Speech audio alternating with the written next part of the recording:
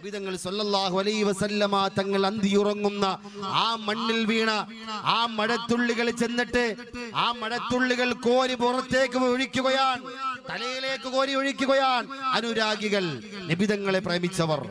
നമ്മൾ വിചാരിക്കും ഭ്രാന്തെന്ന്, നമ്മൾ വിചാരിക്കും അദ്ദേഹത്തിന് ഭ്രാന്താണെന്ന്.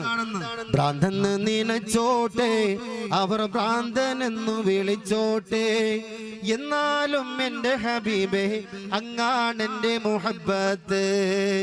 കല്ലിനാലെറിഞ്ഞോട്ടെ, അവർ കള്ളനെന്നു വിളിച്ചോട്ടെ, എന്നാലും എന്റെ ഹബീബേ അങ്ങാണെന്റെ മുഹബ്ബത്ത്.